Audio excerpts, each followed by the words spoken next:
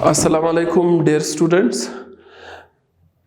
हमने previous video में इसी टॉपिक पे general features of organic compounds पे बात की थी।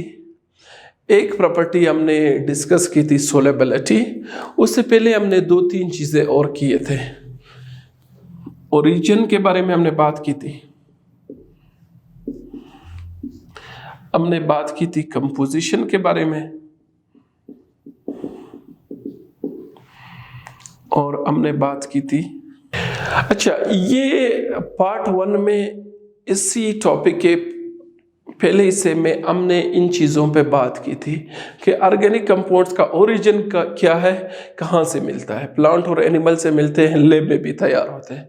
कंपोजिशन पे हमने बात की थी कि कार्बन और हाइड्रोजन तो होते हैं, इसके अलावा ऑक्सीजन, नाइट्रोजन, सल्फर और एलोजेंस की फैमिली भी ऑर्गेनिक कंपाउंड्स में पाए जाते हैं। ठीक, और फिर हमने बात की थी कोवेलेंट लिंकेज के ऑर्गेनिक कंपाउंड में जो बॉन्डिंग है वो एटम्स के दरमियान कौन सी बॉन्ड है, कोवेलेंट बॉन्ड है। ये बातें हमने की थी। ये वो खसूसियात है जो कि आपकी किताब में नहीं है। आपकी किताब में जो सबसे पहला था वो सोलेबिलिटी, अलपजीरी। ऑर्गेनिक कंपाउंड्स किस चीज़ में हल होते हैं, किस में नहीं होते हैं। तो हमने बात की थी कि ऑर्गेनिक कंपाउंड जो है वो mostly non polar in nature है। नॉन पोलर कोवेलेंट कंपाउंड्स या नॉन पोलर जो ऑर्गेनिक कंपाउंड्स हैं वो नॉन पोलर सॉल्वेंट्स में ही हल होंगे।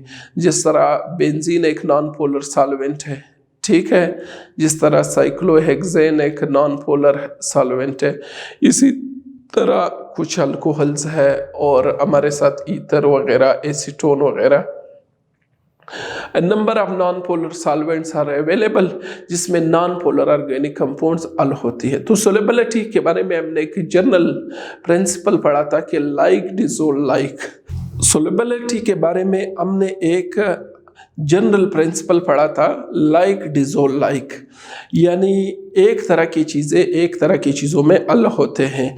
यानी पोलर कंपाउंड्स पोलर सॉल्वेंट्स में हल होते हैं और नॉन पोलर कंपाउंड जो है वो नॉन पोलर में हल होते हैं। तो सोलेबिलिटी पे हम बात कर चुके हैं प्रीवियस वीडियो में तफसील से। दूसरा जो है अहम खसूसियत है वो है ऑर्गेनिक कंपाउंड्स की कैटिनेशन। कैटिनेशन का मतलब क्या है? अब आपको पता है ऑर्गेनिक कंपाउंड्स सारे कार्बन के कंपाउंड्स हैं और मिलियन ऑफ द कंपाउंड्स हैं ऑर्गेनिक कंपाउंड्स। ठीक, जब ये मिलियंस है तो इतने सारे कंपाउंड्स कैसे एक एलिमेंट बनाता है? कार्बन में एक ख़ास किस्म की खसूसियत है जो बाकी एलिमेंट्स में नहीं मौजूद है। वो क्या है कि कार्बन के एटम्स आपस में बॉन्ड बनाते हैं, एक कार्बन दूसरे के साथ, दूसरा तीसरे के साथ। तो इसको कहते हैं self linkage, self linking property. इस सेल्फ लिंकिंग प्रॉपर्टी को क्या कहते हैं? सेल्फ लिंकिंग, यानी खुद का आपस में जोड़ना, सेल्फ लिंकिंग प्रॉपर्टी।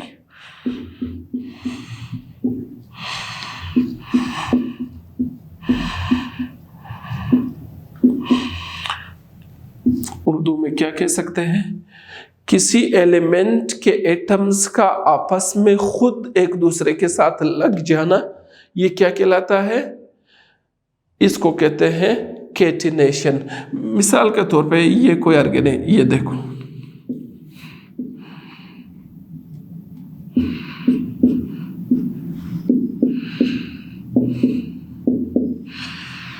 ठीक। अब ये क्या है? कार्बन जो है लॉन्ग चेन्स बनाता है, ठीक, आपस में मिलता है और नए नए कंपाउंड्स बनाता है। कभी इस तरतीब से मिलता है, कभी इस कार्बन के साथ मिलता है, कभी इस कार्बन का भी ऊपर से चेन, कभी साइकिल में चेन, कभी कैसे बनते हैं। तो इस खसूसियत को क्या कहते हैं? कैटिनेशन। ठीक, यानी कार्बन जो है, कार्बन में क्या खसूसियत है?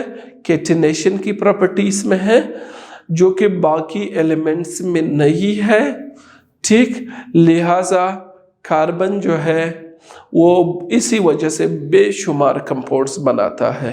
तो दूसरा जो खसूसियत है जनरल फीचर्स में कि कार्बन ऑर्गेनिक कंपाउंड्स में चूँकि कार्बन मेजर एलिमेंट है और उसमें कैटिनेशन की प्रॉपर्टी है, यानी आपस में कार्बन के एटमों का एक दूसरे के साथ लगना, जिसकी वजह से वो लॉन्ग चेन्स बनाता है और लॉन्ग चेन्स बनने के साथ साथ फिर क्या हो जाती है, तो million of the organic compound जो वजूद में आते हैं वो इस वजह से ब्रांचों में भी बनते हैं, स्ट्रेट चेन भी बनते हैं, साइकिल की सूरत में भी कार्बन एक दूसरे के साथ बाइंड हो जाता है।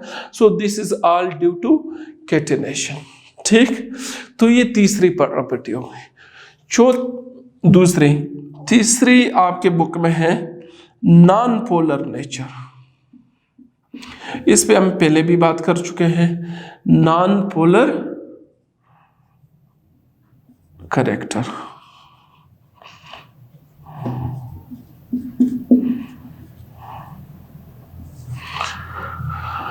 अब जिस तरह ये कंपाउंड है, कार्बन कार्बन के दरमियान बॉन्ड क्या है, नॉन पोलर कोवेलेंट बॉन्ड है, दोनों के इलेक्ट्रोनेगेटिविटी बराबर है, ये भी नॉन पोलर है। ठीक है, ये भी नॉन पोलर है। इधर क्या है, हाइड्रोजन और कार्बन का भी इतना खास डिफरेंस नहीं है इलेक्ट्रोनेगेटिविटी का, तो इस बॉन्ड को भी नॉन पोलर समझते हैं। सपोज ये हमारे साथ कोई भी कंपाउंड है,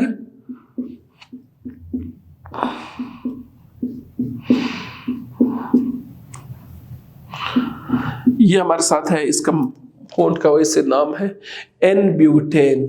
क्या है, एन ब्यूटेन। तो ये जो एन ब्यूटेन है हमारे साथ, ये क्या है, नॉन पोलर कैरेक्टर इसमें मौजूद है।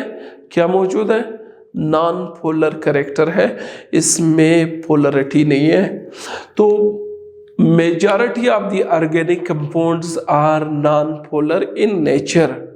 ठीक, तो ये भी आपके कुछ ऐसे होते हैं जिसमें अगर कोई हेटेरो एटम ऑक्सीजन, नाइट्रोजन या एलोजन की फैमिली या फ्लोरीन शामिल हो जाती है तो फिर वो कंपाउंड्स पोलर बन जाते हैं, लेकिन मेजॉरिटी हमारे साथ क्या है, वो नॉन पोलर है। ठीक, तो पोलर भी हो सकते हैं, नॉन पोलर भी हो सकते हैं। बहरहाल आपके बुक में टाइटल नंबर 3 पर नॉन पोलर कैरेक्टर को डिस्कस किया है, तो हम ये कह सकते हैं कि most of the organic compounds are क्या, वो non polar in nature. However कुछ कंपाउंड जिसमें कोई इलेक्ट्रोनेगेटिव एटम अगर कार्बन के चेन के साथ लग जाए तो फिर वो नॉन पोलर के बजाय क्या हो जाएगा, पोलर मॉलिक्यूल हो जाएगा। ठीक, ये बात क्लियर। ये हो गए 3 खसूसियात अभी तक हमने पढ़े हैं। ठीक, अच्छा, इसके बाद सिमिलरिटी इन बिहेवियर।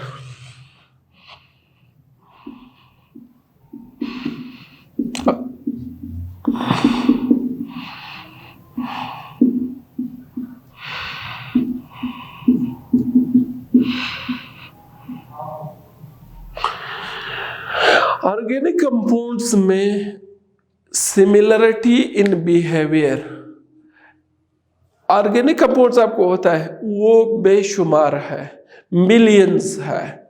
तो ये एक एक ऑर्गेनिक कंपाउंड्स पढ़ना मुश्किल है, उसकी खसूसियात चेक करना मुश्किल है, लेकिन इसमें सहूलत हमारे लिए यह है कि ऑर्गेनिक कंपाउंड्स फैमिलीज़ की सूरत में एक मखसूस फैमिली होती है, उनके बड़ी हद तक जर्नल कैरेक्टरिस्टिक्स क्या होती है, वो एक जैसी होती है।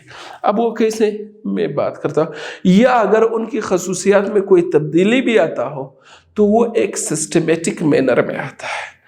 तो सिमिलरिटी इन बिहेवियर का मतलब कि ऑर्गेनिक कंपाउंड्स जो है वो एक मखसूस फैमिली जो है वो फिर क्या करते हैं, मखसूस खसूसियात दिखाते हैं। ठीक, मखसूस खसूसियात दिखाते हैं और फिर वो क्या करते हैं, उसी तरह अगर उनमें चेंज भी आता है तो वो चेंज जो खसूसियात में आता है वो एक सिस्टमेटिक तरीके से होता है। ठीक, अब कैसे, हम बात इस पे कोई एक प्रॉपर्टी पर करते हैं। अच्छा, आपको पता है कि ऑर्गेनिक कंपाउंड्स जो है वो सिमिलरिटी इन बिहेवियर का मतलब क्या है। मैंने आपको बताया कि ये मिलियंस की तादाद में है और इनमें अच्छी बात यह है कि ये फैमिलीज की सूरत में होती है और हर फैमिली के मेंबर जो है अगले मेंबर से एक सिस्टमेटिक मैनर में वो डिफरेंट होता है। मिसाल के तौर पे हम कुछ कंपाउंड्स लेते हैं, ये आपको पता होने चाहिए। ये मीथेन के बारे में हम पढ़ के आ रहे हैं, ठीक। मीथेन का मॉलिक्यूलर फार्मूला क्या है? CH4। इसका स्ट्रक्चरल फार्मूला भी आपको पता है, इट इज लाइक दिस, ऐसा।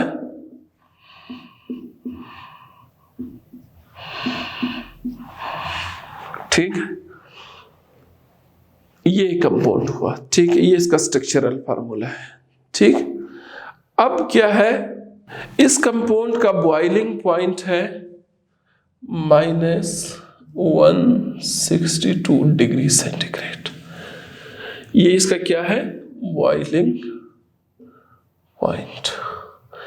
आम हालत पे रूम टेम्परेचर पर ये आपको गैस की सूरत में ही मिलेगा, क्योंकि -162 तो पहले से ये क्या है, इतना इसका कम बॉइलिंग पॉइंट है, ठीक है।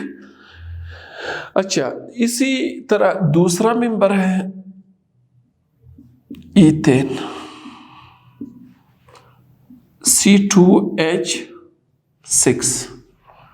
कैसे इसका स्ट्रक्चर बनाएंगे? पहले कार्बनों को लिखो, फिर कार्बन की वैलेंसी आपको बताइए कितनी है? 4 है।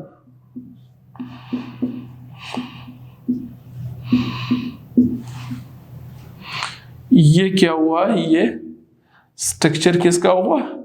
ईथेन का। इसका बॉइलिंग पॉइंट क्या है? -89 डिग्री सेंटीग्रेड। ये इससे क्या हुआ? कम हुआ बॉइलिंग पॉइंट, ठीक है। बॉइलिंग पॉइंट कम हुआ या ज्यादा हुआ? ज्यादा हुआ ना, -162 से -89 पे आ गया।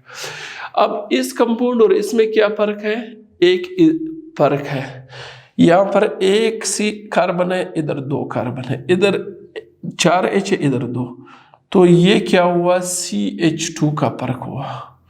कितना? 1 CH2 का फर्क हुआ,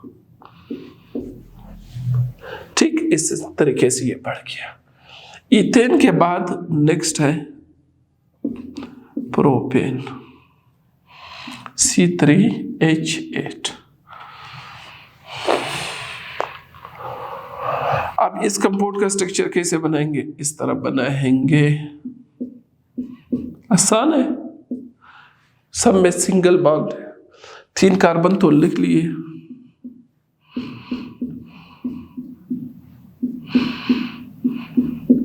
ये आपके किताब में मौजूद है, मैं वहां से लिख रहा हूं। ये कहां पे? आपकी किताब में टेबल में मौजूद है, ठीक। आई थिंक ये टेबल है 11.1, टेबल है 11.1 टेबल।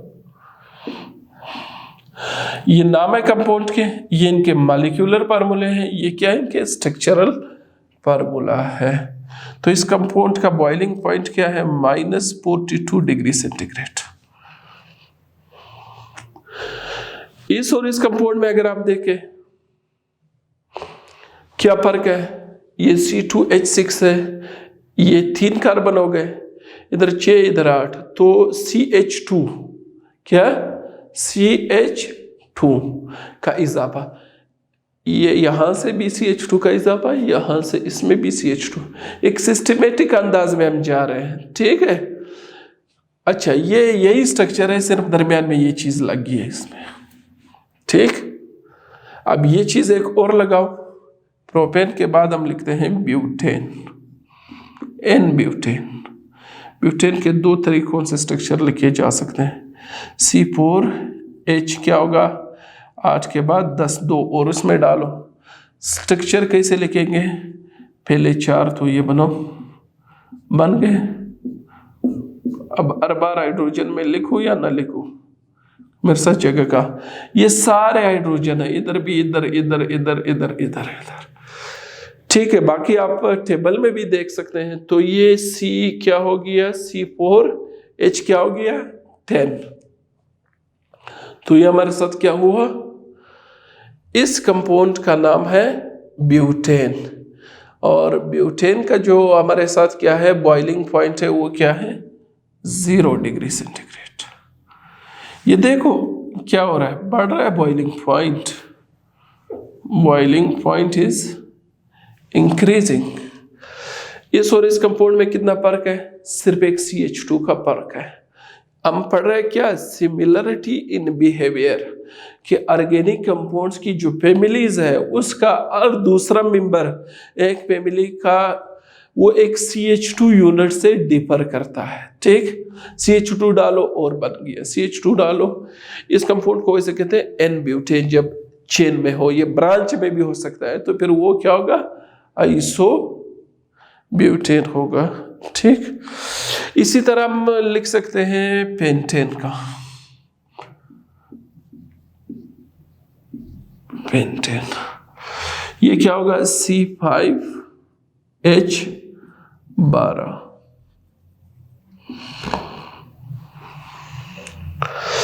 अब अगेन 5 कार्बन को लाइन में कर दो,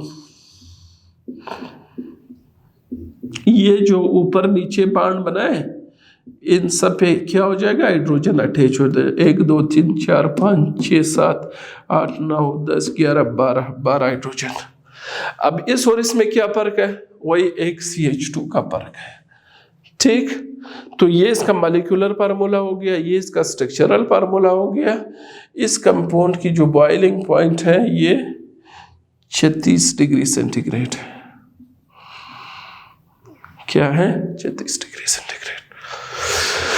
वी आर मूविंग, हम जा रहे हैं एक सिस्टमेटिक मैनर में जा रहे हैं एक फैमिली में। ठीक है, आपको ये बात बताना है कि कैसे सिमिलरिटी होती है, खसूसियात कैसे एक अब देखो यहाँ पर -162 से ऊपर आ गया -89 पे, फिर -42 पे, फिर 0 डिग्री पे, फिर 36 पे।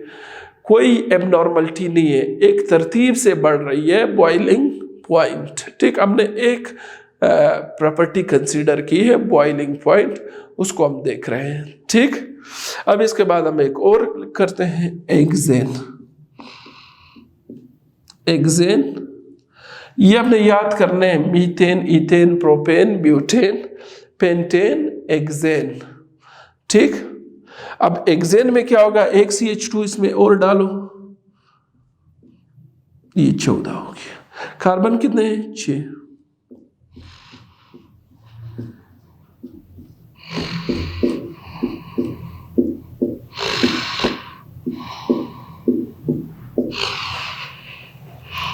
अब इन सारे कार्बनों पे हाइड्रोजन अटैच हो जाएंगे, तो फिर 14 हाइड्रोजन क्या हो जाएंगे, पूरे हो जाएंगे। अब इसके बाद इसका बॉइलिंग पॉइंट क्या है 69 डिग्री सेंटीग्रेड। कितने हैं 69। तो ये हो गया एक्सेन। अब तक कितने भी methane, ethane, propane, butane, pentane, hexane. इसी तरह जब आप आगे जाएंगे तो नेक्स्ट जो मेंबर आपको इसमें मिलेगा वो क्या होगा एप्टेन। क्या एप्टेन, एप्टेन का फार्मूला क्या होगा C7H, इसको भी 2 बढ़ाओ H16। इसी तरह आपके क्या कार्बन में एक और इजाफा हो जाएगा, और इसका जो बॉइलिंग पॉइंट है वो 98 डिग्री सेंटीग्रेड। आपकी किताब में इसके बाद एक और भी दिया है, उसका नाम क्या है अक्टेन। क्या है अक्टेन।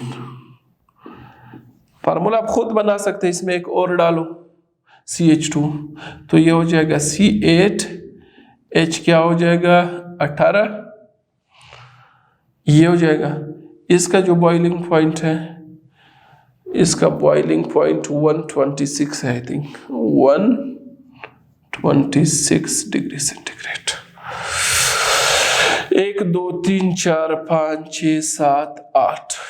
अब एक चीज आप देखें इन सब में कॉमन आपको, एक तो ये सब एन पे खत्म होते हैं, N N N N N N N. ठीक, ये एक सिमिलरिटी है। दूसरी बात क्या है, हर अगला मेंबर दूसरे से किस चीज में फर्क है उसका, एक CH2 यूनिट बढ़ रहा है, यानी CH4 के बाद जब C2H6 है तो इन दोनों का फर्क क्या है, एक CH2 का है। अब इधर दरमियान में एक और CH2 लगाओ तो ये बन जाएगा, इधर एक और लगाओ तो ये बन जाएगा, एक और इधर लगाओ तो ये CH2, इधर एक CH2 लगाओ ये बन जाएगा, एंड देन ये, ठीक। और अब बॉइलिंग पॉइंट को आप देखें कैसे सिस्टमेटिक मैनर में, एक तरतीब में, ये नहीं है कि एक की 200 है, दूसरे की 400 है और अगले की फिर 100 है, नहीं नहीं।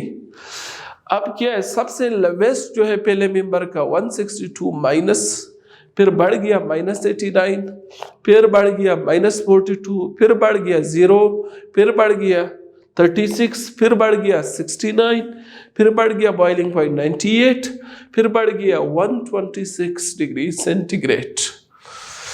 तो ये इस अंदाज में क्या करते हैं, ये बढ़ते हैं, एक CH2 यूनिट का फर्क है। इस चीज को, ये जो 8 नाम मैंने आपको बताया, ठीक, ये सिलसिला आगे भी चलता है एक फैमिली का, इसको कहते हैं होमोलोगस सीरीज। क्या कहते हैं, अभी यहां से ही फायदा उठाओ, ये नाम सीखो, क्या, होमोलोगस सीरीज। ये जो एक फैमिली के मेंबर जो है होमोलोगस सीरीज, जिसको उर्दू में मुमासिल सिलसिले भी कहते हैं, लेकिन वो ज्यादा मुश्किल लफ्ज है। होमोलोगस सीरीज ही सही है। होमोलोगस सीरीज में हर मेंबर दूसरे मेंबर से एक CH2 का उसका फर्क होता है, ठीक है। कितना फर्क होता है, जस्ट 1 CH2 का फर्क होता है, ठीक। तो इस तरीके से एक फैमिली कंस्टिट्यूट हो जाती है, एक फैमिली बन जाती है जैसे जैसे आप आगे बढ़ते हैं। तो ये हमने एक, और आपकी किताब के मुताबिक तो ये 1 हो गया, ये 2, ये 3, ये 4, ये 4 प्रॉपर्टीज अब तक हम ये कर चुके हैं। ये 3 भी आपको करवाए, ठीक, वो आपकी अंडरस्टैंडिंग बिल्ड करने के लिए किए हैं। बहरहाल हम सारे करेंगे, चाहे बुक में हो या ना हो, ताकि आप ऑर्गेनिक केमिस्ट्री में आपकी एक बेस बन जाए और आप ज़्यादा आसानी से आगे जा सके, ठीक। अब आगे चलते हैं। ये टेबल 11.1 में ये सारे वैल्यूज मौजूद है। ये इतने मुश्किल नहीं है, ये एक लेक्चर को आप गौर से सुनेंगे तो ये सारे आपको याद हो जाएंगे। Methane, ethane, propane, butane, pentane, hexane, heptane, octane, ये 8 नाम तो याद करो फिलहाल, ये आपके बहुत काम आएंगे। ये जो होमोलोगस सीरीज हम पढ़ते हैं,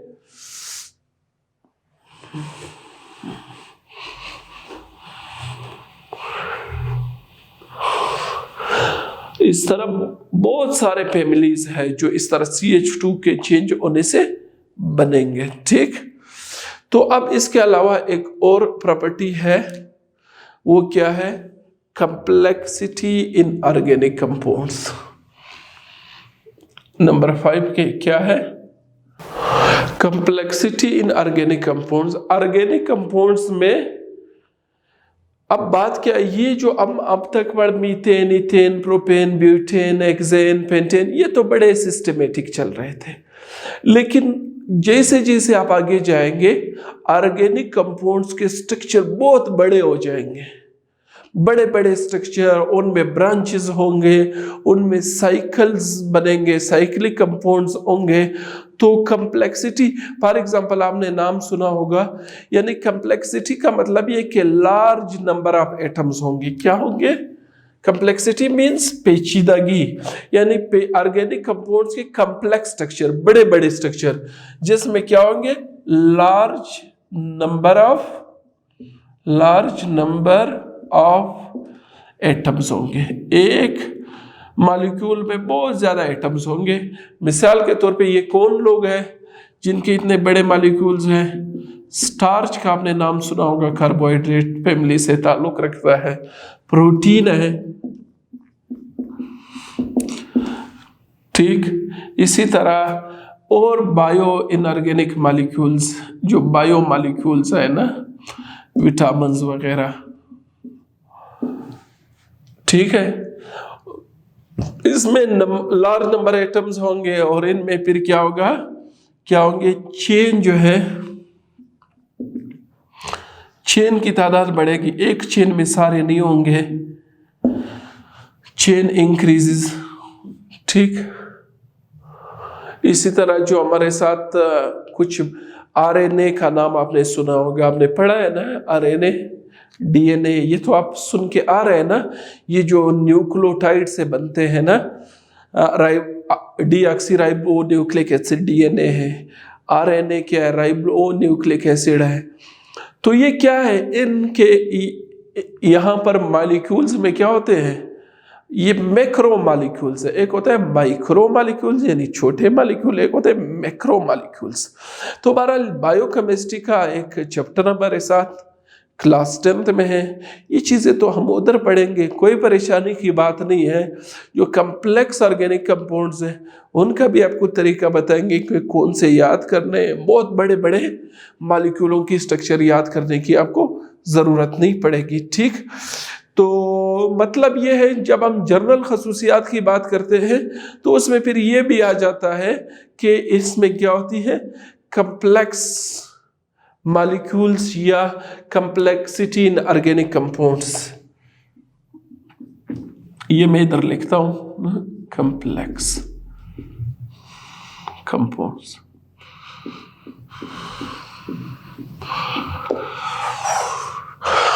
ठीक है, मतलब ये है कि एक मॉलिक्यूल में जब बहुत ज्यादा एटम्स हो और इसमें कई चेन्स हो, उसमें कई रिंग्स और साइकिल्स हो, तो यही से मॉलिक्यूल्स को हम कहते हैं कि they are complex molecules, macro molecules. तो बहुत से सारे ऑर्गेनिक कंपाउंड्स के स्ट्रक्चर कम्प्लेक्स होते हैं। इसका मतलब ये है, ये आपकी किताब में है, ठीक। इसके बाद हम एक अहम खसूसियत पढ़ेंगे ऑर्गेनिक कंपाउंड्स का, आइसोमेरिज्म।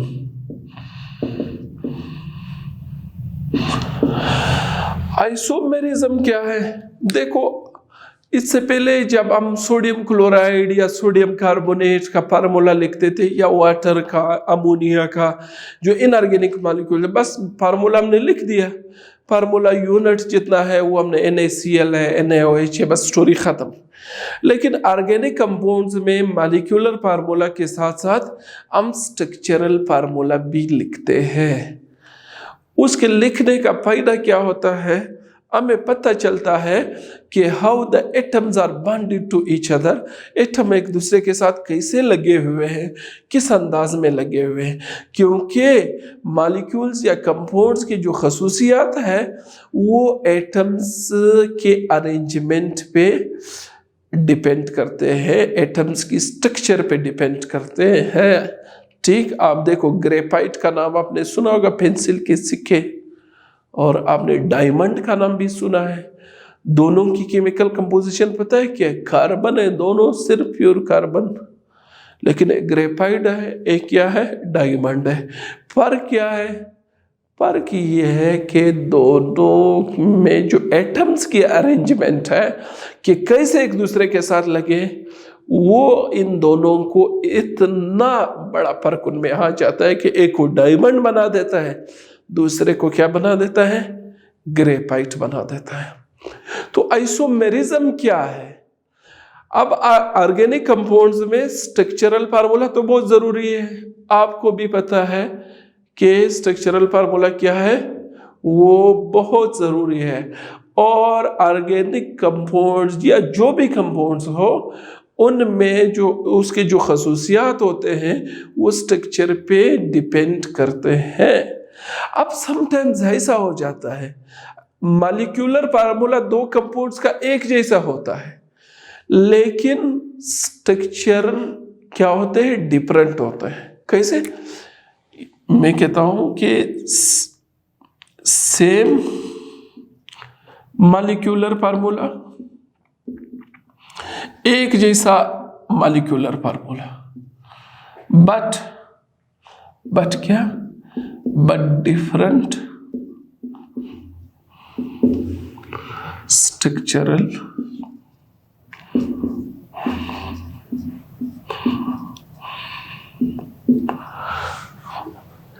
सेम, वो कंपाउंड्स जिनके मॉलिक्यूलर फार्मूला सेम हो लेकिन स्ट्रक्चरल फार्मूला मुख्तलिफ हो, ऐसे कंपाउंड्स को हम इस तरह लिखेंगे organic compounds.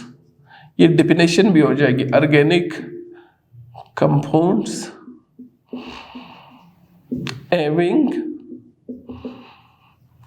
having same molecular formula but different structural formula are called क्या, आइसोमर्स। और इस मजहर को, इस फेनोमेनन को क्या कहते हैं, आइसोमेरिज्म कहते हैं। अब शायद डेफिनेशन से आपको समझना आ जाए।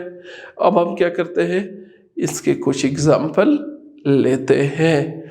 एग्जाम्पल कैसे लेंगे, अब हमारे साथ दो कंपाउंड्स हैं, इथाइल, ये एग्जाम्पल है,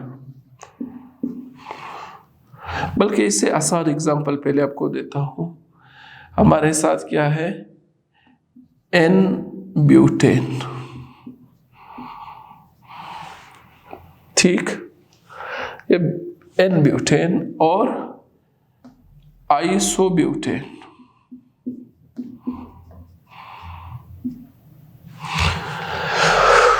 एन ब्यूटेन, आइसोब्यूटेन। अब हमने ब्यूटेन तो पढ़ा है आपको, अभी अभी मैंने मिटाया, वो टेबल में भी मौजूद है, जो 11.1 11 का जो टेबल है। ब्यूटेन का फार्मूला क्या है, C4H10, इसका भी है। लेकिन इन दो कंपाउंड्स की खसूसियात में बहुत ज्यादा फर्क है। एन ब्यूटेन एक चीज है, आइसोब्यूटेन दूसरा चीज है। लेकिन देखो, जब हम फार्मूला लिखते हैं तो दोनों का बराबर है, तो इसका मतलब है मॉलिक्यूलर फार्मूला जो है वो हमारा काम नहीं कर रहा है। इनके जब आप स्ट्रक्चर बनाएंगे तो एन ब्यूटेन्स भी नॉर्मल ब्यूटेन, जो सारे एक चेन में कार्बन इस तरह है,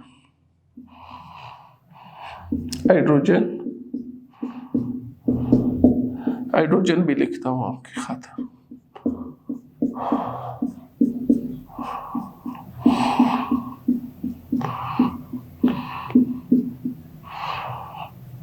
ये क्या है, ये एन ब्यूटेन है। अब आइसोब्यूटेन क्या है,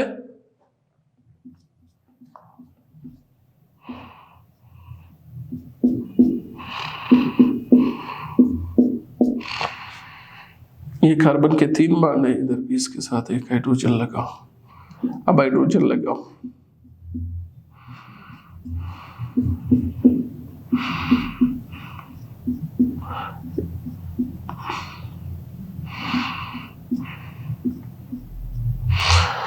अब इस और स्ट्रक्चर में क्या फर्क है, ये इधर सीधा है ना,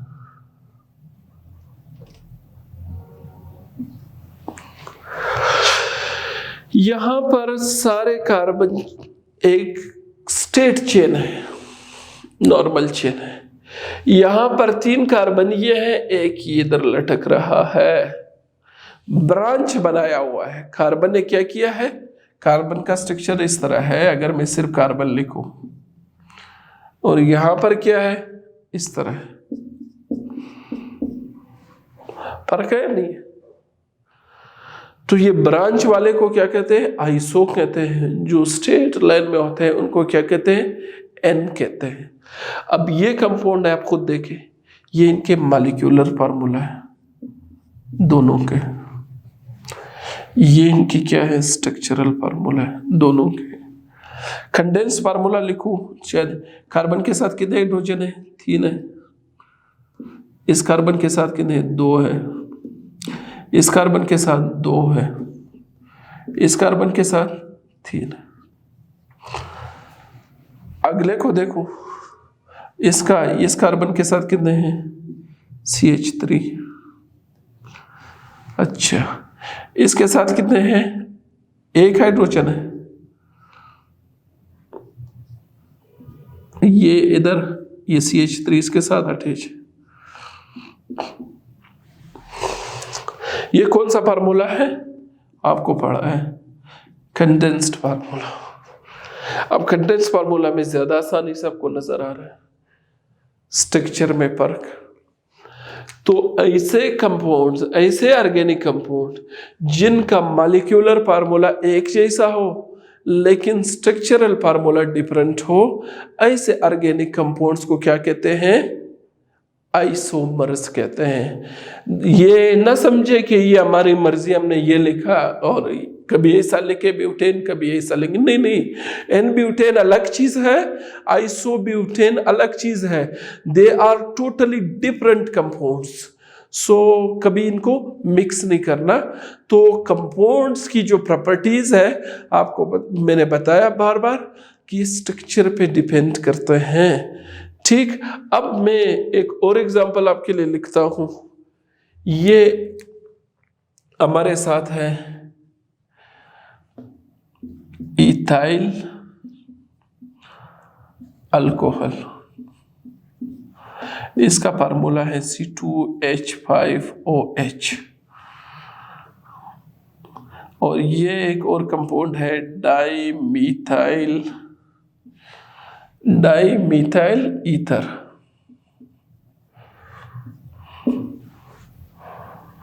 इसका भी इतना ही फार्मूला बनता है C2H6O। अगर आप इस तरह लिखना चाहे, दोनों का इस तरह लिखें, मॉलिक्यूलर फार्मूला इसका ये, इसका ये। अच्छा, ये तो आपको समझ आया है। मैं इसको डिलीट करता हूं। ठीक, आप नोट करें, स्क्रीनशॉट भी ले सकते हैं। ठीक, ये अब ये दूसरा एग्जांपल लेते हैं।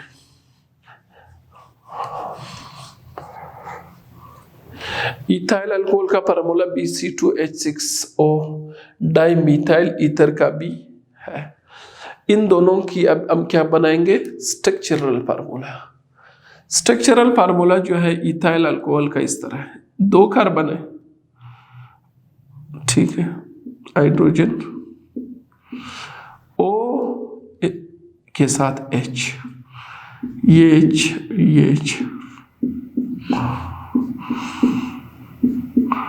ये इस कंपाउंड का क्या है? Structural formula. इसका क्या बनेगा? इसका इस तरह।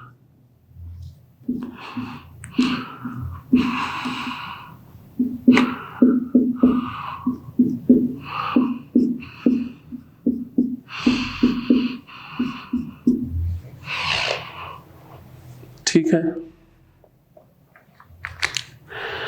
अब आप देखें ये मिक्स ना हो जाए। ऑक्सीजन दरमियान में है, एक ये कार्बन के साथ ही नाइट्रोजन इस तरफ, इसके साथ। इसको अगर मैं इस तरह लिखूं, कंडेंस्ड फार्मूला में इस तरह, ठीक है। यहां पर क्या सूरत हाल है? इसका कंडेंस्ड फार्मूला ऐसा है, CH3, ये क्या है? CH2OH। अब आप खुद देखें, ये देखें और ये देखें,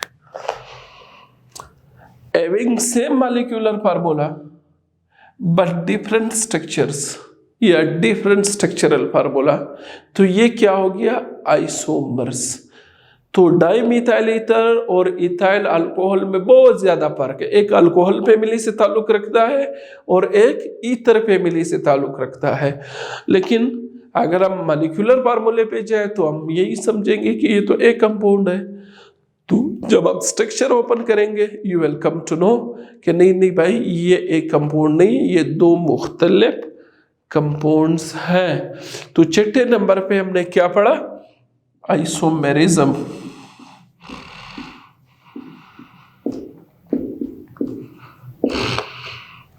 ठीक, Is it clear to you people? You can write down these two examples. हमने पहले एन ब्यूटेन और आइसोब्यूटेन का बताया और अब इसका बताया। ठीक, इसके अलावा ये तो हो गई ये बातें। और ऑर्गेनिक कंपाउंड्स की जनरल फीचर्स में हम क्या पढ़ सकते हैं, आपकी किताब में क्या दिया है, हम तो आपकी किताब वाले भी कवर कर रहे हैं, इसके अलावा और जो अहम है वो भी साथ कवर कर रहे हैं। अच्छा, अब केमिस्ट्री के लैब में, खासकर ऑर्गेनिक केमिस्ट्री के लैब में रिएक्शन तो जारी व सारी रहता है। ठीक, अब इनका रेट कैसे है? ऑर्गेनिक कंपाउंड जब आपस में रिएक्शन करते हैं, आपको पता है ये मोस्टली नॉन पोलर है, इनके रिएक्शन का रेट क्या है? Relatively lower. क्या है? Relatively slower, relatively slow reactions. ये आपके ज़हन में हो क्या है? ये स्लो रिएक्शन करते हैं। इसके मुकाबले में जब आप आयनिक रिएक्शंस देखते हैं, जिस तरह मशहूर रिएक्शन है, आप सिल्वर नाइट्रेट और सोडियम क्लोराइड का रिएक्शन करते हैं, तो उससे इन दो के सॉल्यूशन को आप मिक्स करें, एकदम क्या हो जाता है? रिएक्शन हो जाता है थोड़े से अरसे में, थोड़े से वक्त में। On other hand organic reactions क्या है? ये स्लो रिएक्शंस हैं, तो ये वक्त के साथ साथ हो जाते हैं। इनकी रेट्स क्या होती है? कम होती है। ये जब एक दूसरे के साथ ऑर्गेनिक कंपाउंड्स रिएक्शन करते हैं, ये बहुत स्लो रिएक्शन करते हैं, क्योंकि ये नॉन पोलर है, लिहाजा इनके रिएक्शन जो है वो भी स्लो होते हैं। और इनके मेल्टिंग और बॉइलिंग पॉइंट्स जो होते हैं ऑर्गेनिक कंपाउंड्स के, melting point and boiling point, चूंकि इनमें कोवेलेंट बॉन्ड है, आयनिक बॉन्ड के मुकाबले में वीक बॉन्ड है, तो ये क्या है? लोअर MBP है। ये भी रिलेटिवली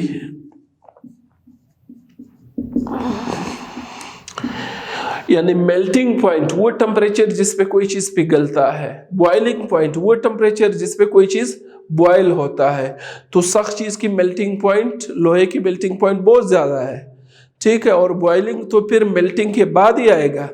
अब ऑर्गेनिक कंपाउंड जो है आयनिक कंपाउंड्स के मुकाबले में क्या होते हैं? सॉफ्ट होते हैं, इनमें कोवेलेंट बॉन्डिंग है, लिहाजा इनकी मेल्टिंग और बॉइलिंग पॉइंट भी क्या होती है? कम होती है। और एक बात और जाते जाते आपको बताऊं कि इनकी जो एक्वस सॉल्यूशन है अगर बनते हैं, वैसे पानी में चूंकि ये नॉन सलूबल है, अगर नॉन पोलर है, कुछ पोलर उसके सलूबल है, बहरहाल they are not good conductor of electricity, क्योंकि चार्जेस इनमें बनते नहीं है इतने ख़ास। तो आयनिक कंपाउंड्स बहुत अच्छे मोल्टन और एक्वस स्टेट में, उनमें बिजली बहुत खुशी खुशी से गुजर सकती है, लेकिन इनमें नहीं गुजरती, क्योंकि फ्लो ऑफ चार्ज है नहीं, नॉन पोलर नेचर है, नॉन आयनिक नेचर है। ठीक, तो ये बातें हैं। तो ये हमारा पार्ट नंबर 2 था। अब मैं आपको बताता हूं कि हमने क्या पढ़ा है इस लेक्चर में, लेक्चर के पहले हिस्से में और लेक्चर के दूसरे हिस्से में। हमारा आज का टॉपिक था, आज का और प्रीवियस वीडियो का दोनों का ये पार्ट 2 है। पार्ट 1 में भी हम बहुत सारी बातें कर चुके हैं, तो पार्ट 2 में हमने जनरल कैरेक्टरिस्टिक्स पढ़े। जनरल करें, सबसे पहले मैंने आपको बताया कि ओरिजिन क्या है, प्लांट और एनिमल से मिलते हैं और लेबोरेटरी में भी तैयार होता है। ये ऑर्गेनिक कंपाउंड्स के बारे में पहली बात।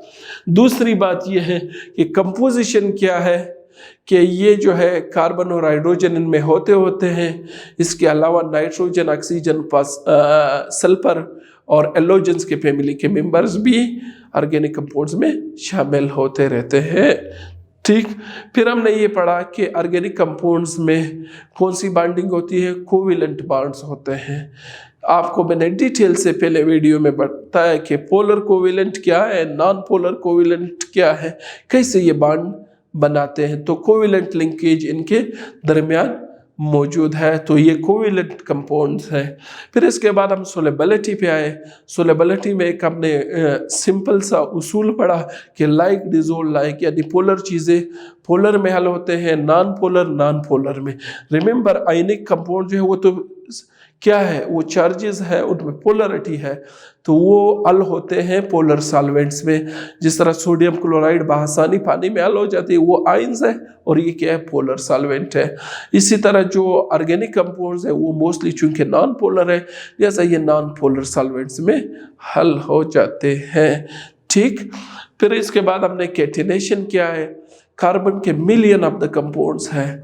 अब जब मिलियन ऑफ द कंपाउंड क्यों इतने सारे क्यों ये बनाता है, इसमें एक स्पेशल कैरेक्टर है जो बाकी एलिमेंट्स में नहीं है, कि इनके एटम्स आपस में मिलते हैं कार्बन के, तो दैट इज़ वाई ये बहुत सारे कंपाउंड्स को वजूद देता है। इस खसूसियत को क्या कहते हैं, कैटिनेशन कहते हैं। फिर हमने नॉन पोलर कैरेक्टर के बारे में तो पढ़ा है कि ऑर्गेनिक कंपाउंड जो है वो मोस्टली क्या होते हैं, नॉन पोलर इन नेचर होते हैं। फिर हमने सिमिलरिटी इन बिहेवियर पढ़ा कि कैसे, फिर इसके लिए हमने एक पूरा टेबल किया 11.1 जो टेबल आपकी किताब में मौजूद है, उसमें हमने ये देखा कि बॉइलिंग पॉइंट हमने 8 एक फैमिली से 8 मेंबर लिए, मीथेन, ईथेन, प्रोपेन, ब्यूटेन और पेंटेन, फिर क्या था, एक्सेन था, फिर एप्टेन था, फिर ऑक्टेन था ना, ये हमने लिए। हमने ये भी देखा कि उसमें से हमने दो चीज़ें देखें। एक ये था कि हर मेंबर दूसरे मेंबर से एक CH2 यूनिट से डिफर कर रहा था। ठीक, फिर उसके बाद हमने हम कहते हैं कि ये जो इस तरह फैमिली वजूद में आता है, CH2 का जो डिफरेंस होता है, इसको होमोलोगस सीरीज भी कहते हैं। फिर हमने बॉइलिंग पॉइंट इस फैमिली में देखी इन 8 कंपाउंड्स में, तो हमने ये ऑब्जर्व किया जो इनमें सबसे जो पहला मेंबर था उनका -162 यानी -162 था। फिर उसके बाद जो अगला मेंबर था उसका -89 डिग्री सेंटीग्रेड था, फिर -42 डिग्री, फिर 0 डिग्री, फिर उसके बाद 36 डिग्री, फिर 69 डिग्री था, फिर 98 था, फिर 126 डिग्री तक पहुंचा। तो ये सारे बॉइलिंग पॉइंट्स एक ख़ास सिस्टमेटिक मैनर में बढ़ रहे थे CH2 के इजाफे के बाद। तो हम इस नतीजे पे पहुंचे कि ऑर्गेनिक कंपाउंड की जब फैमिलीज हम पढ़ेंगे तो उनके खसूसियात में एक सिस्टमेटिक मैनर में तब्दीली आता है, तो बड़ी हद तक इनमें क्या होती है, सिमिलरिटी होती है। फिर हमने ये भी पढ़ा कि ऑर्गेनिक कंपाउंड्स में कुछ बड़े मैक्रो मॉलिक्यूल्स होते हैं, बड़े मॉलिक्यूल्स होते हैं जिसमें एटम्स की तादाद बहुत ज़्यादा होती है, जिसमें बहुत सारे चेन होते हैं स्ट्रक्चर में। जिस तरह हमारे साथ स्टार्च है, प्रोटीन है, विटामिन्स है, ये जो न्यूक्लिक एसिड है, इनके बड़े बड़े स्ट्रक्चर्स हैं। तो ये हम बायोकेमिस्ट्री में यानी बायो ऑर्गेनिक मॉलिक्यूल्स उधर हम पढ़ेंगे, तो कुछ ऐसे कंपाउंड्स भी इनमें हैं। फिर हमने आइसोमेरिज्म का फेनोमेना पढ़ा कि मॉलिक्यूलर फार्मूला कुछ ऑर्गेनिक कंपाउंड्स का एक जैसा होता है लेकिन उनके स्ट्रक्चर डिफरेंट होते हैं, क्योंकि कंपाउंड्स की खसूसियात जो है वो स्ट्रक्चर्स पे डिपेंड करते हैं। तो फिर हमने एग्जांपल आपको बताया, 2 एग्जांपल मैंने आपके साथ शेयर किए, एक N-ब्यूटेन का, एक आइसोब्यूटेन का। दोनों का मॉलिक्यूलर फार्मूला एक जैसा था, लेकिन जब हमने इनका स्ट्रक्चर और कंडेंस फार्मूला लिखा तो हमने ये देखा कि उनमें फ़र्क था, लिहाजा इनके खसूसियात भी।